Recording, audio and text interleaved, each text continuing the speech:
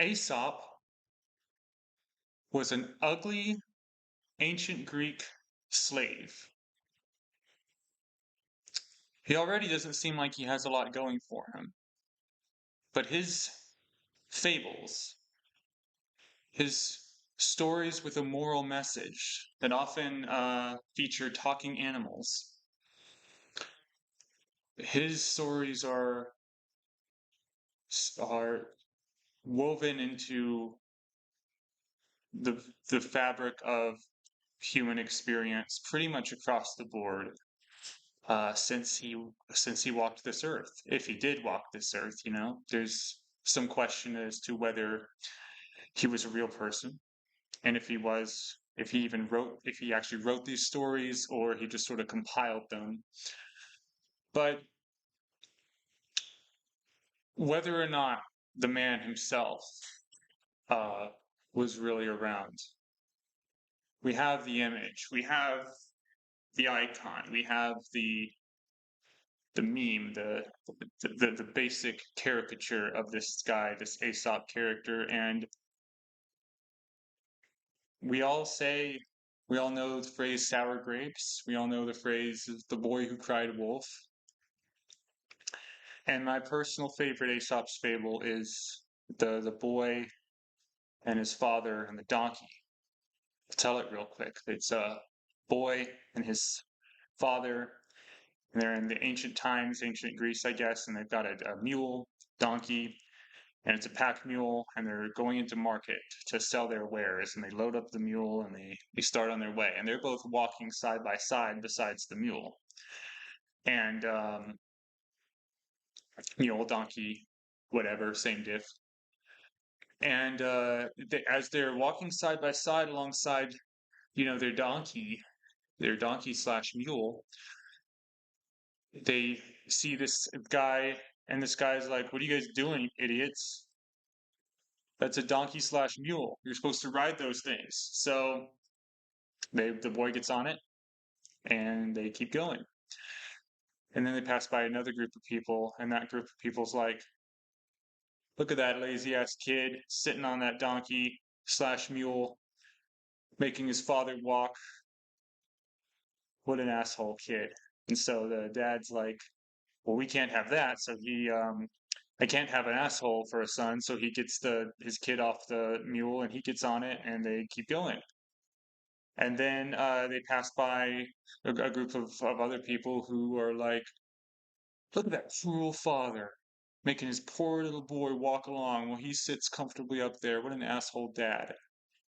So the dad's like, "Well, my son can't have an asshole dad." So he gets off, and they're like, "Well, let's just go back to walking beside it." But then they pass by another group of people who are like, "Look at that poor, abused donkey slash mule carrying all that heavy stuff that they could easily carry themselves."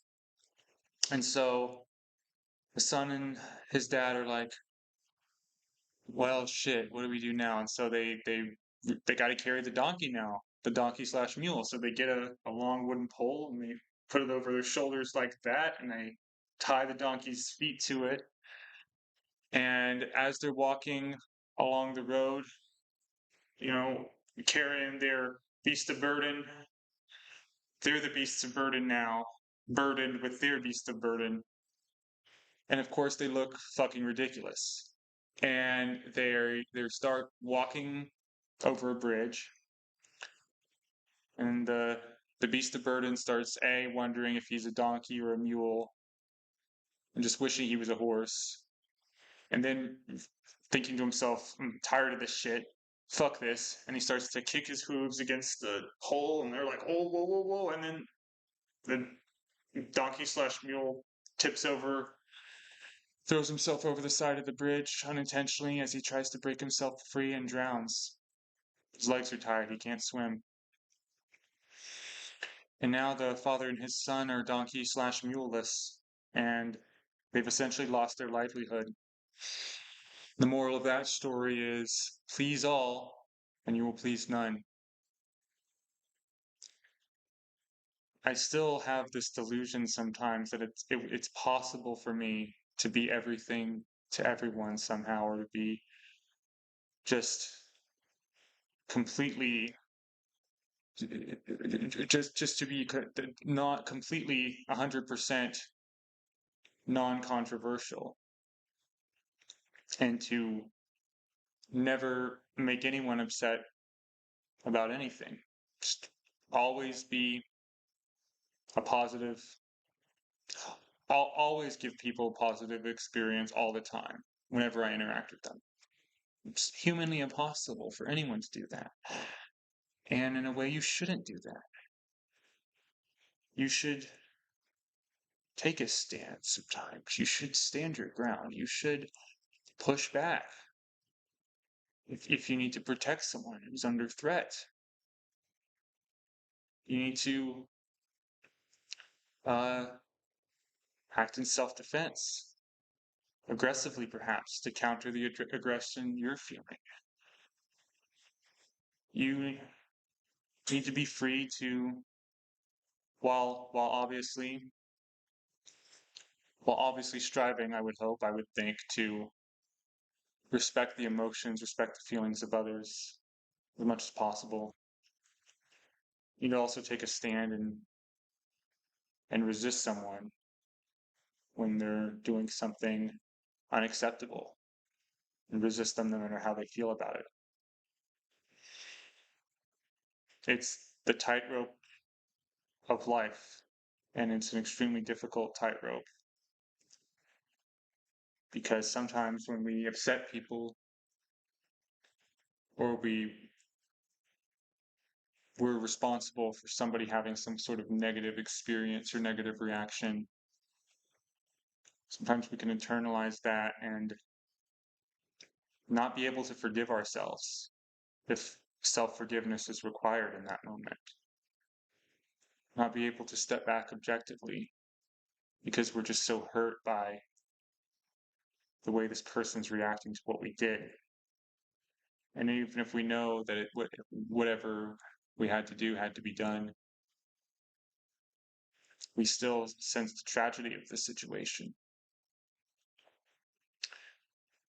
But the father and his son just couldn't get the words of the passersby of the last person they saw out of their minds. And they didn't have the fortitude or the mental strength to assess the art or the grievances that they heard from people. And we all want a grievance to end. We want people to be happy for the most part. As humans, we want the happiness to spread if we're feeling it. We want to share it a lot of the time. But when we spread the unhappiness, when we spread the criticism, when we get criticized, when things we do make other people either laugh at us or yell at us, we need to have the strength to withstand the initial shock, or the initial blow, or the initial unease, or self-doubt of causing getting criticized. But it's so tricky at the same time, because the other side of the coin is damnable certainty, is I'm always nothing I do, no matter how much it hurts anyone, is ever the wrong thing. When every decision I make is always the right one, and I'm always accurate in assessing whenever I've hurt someone, if it's something they deserve, or it's worth it, or what have you. That's the other side of the coin. It's another extreme. And extremes beget extremes. Extreme experiences of any kind are like a well, let's focus on the negative ones, the bad ones. They're like a werewolf bite. Werewolf bites you, you become a werewolf. When we experience trauma, when we experience pain, it makes us feel so alone because we're on um, an island of a one moment in time. Painful events just sort of strand us on this desert island where all we have is an island of that moment, of that memory, of that awful event. And we want company on the island. So perhaps we need to create the event all over again so they can share in it with us. And that's the human tragedy. That's the tragedy of the human experience. That we've done that, that we continue to do that. And coming back to Aesop now and his fables, why they're so important today is for me right now, the point I'm at in my life, I don't know who to trust in terms of turning to for moral guidance, in terms of a teacher of how to live my life and how to treat others well. Right now, I'm just going with the golden rule. I'm just applying the golden rule as much as possible whenever appropriate. But it just still feels like there's something missing. There's something there I need more than that to some degree. I feel that, but I don't know what else I can trust. The golden rule is just so beautifully simple. And yeah, in a way, it kind of is all you need, but humanity, the human experience is far too complicated to have only one rule, one single solitary rule, as profound as it might be the one thing you hold on to, the one thing you trust. And so, to me, I can't think of a single moral, a single message at the end of any of the Aesop's fables that you could possibly argue with, that you could possibly say is a bad message, is a wrong thing to think, that you couldn't apply it in some way in your life at some point, and that it could help you. To me, Aesop, this ugly Greek slave who may or may not have lived, is almost the perfect moral teacher. So far, he's the only moral teacher who I'm comfortable with trusting every teaching of his, every moral at the end of his fables. So that got me thinking about the power of fable. Because we don't want to be preached at. If we want to be taught how to live our lives, we don't want to be shamed. We don't want to be coerced. We don't want to be threatened. But at the same time, we want to know what's up. We want to know what we're supposed to do. Because when you're alone, you've only got your own company and your own thoughts and your own judgment. Pretty soon, you start to lose faith because you can't have trust when you live on. You can't trust anything or anyone when you live on an island because with that much time in isolation and solitude, I don't think anyone can fully trust their own judgment without stimulus, without something to respond to, without someone to talk to, something to energy to feed off of and to give back to this. That's how we live. We we give energy and we receive it. Every action has an equal and opposite reaction. It's just this back and forth. And so, fable, you're not being preached at. There's a sense of separation. You're hearing a story about talking animals. What could be more non-threatening? What could be more comfortable? And then when we absorb the story and when we get it, the moral, the message makes total sense. We grasp it instantly because we've just been given an example of that moral message of it playing itself out in the form of a story, and that's why it sticks. That's why we receive it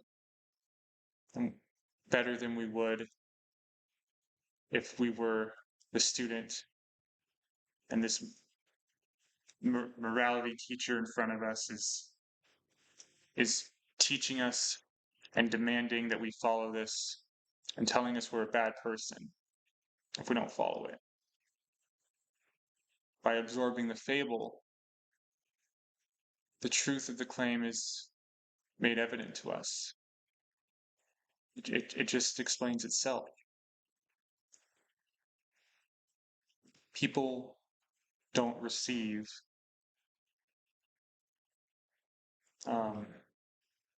we naturally resist or repel attacks against us. We don't want to be told we've done something bad or we shouldn't do something. But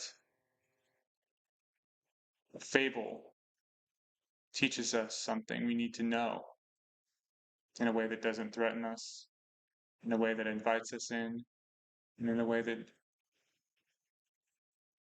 comforts us.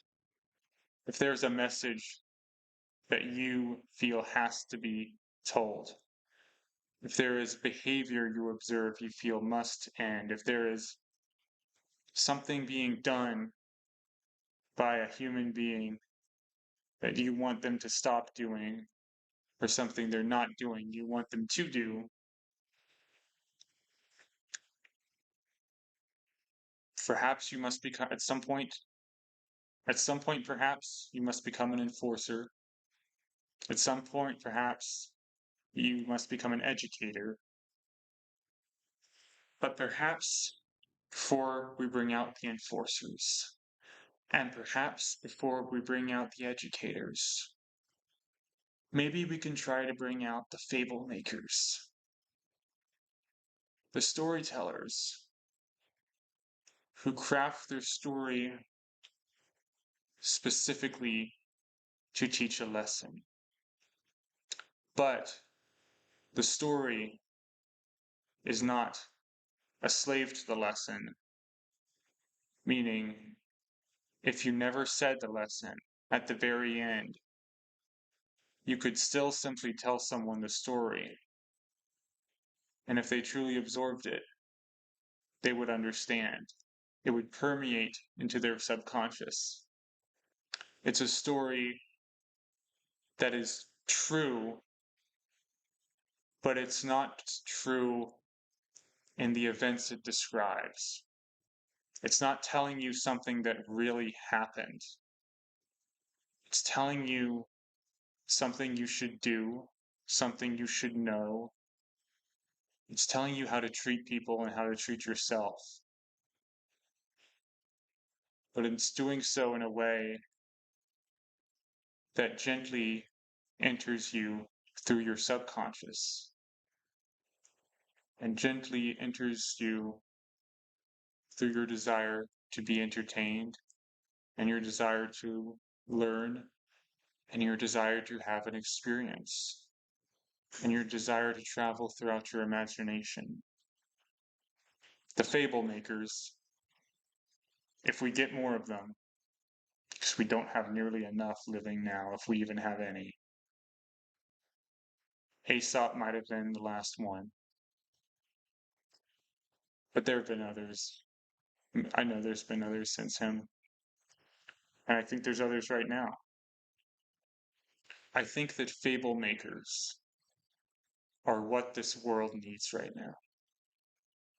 We need more fables. We need stories that preach. No. We need tales that teach timeless truths and truths that can stand up to any scrutiny, where no counter story would be able, or no greater context would be able to undo the moral or the message of the story. A fablemaker is a teacher of a moral truth,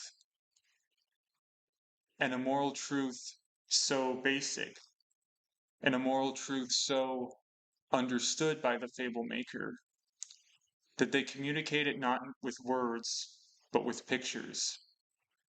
And they use different words to paint pictures and create an experience, a series of images that you travel through in your mind.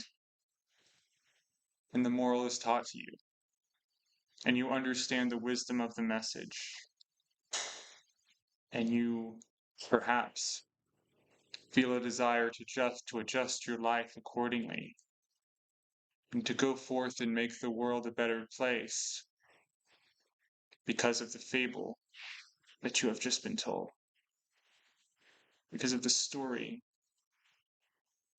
that has become part of you and gives you the desire to live that story out in your own life. And that's why fables are important.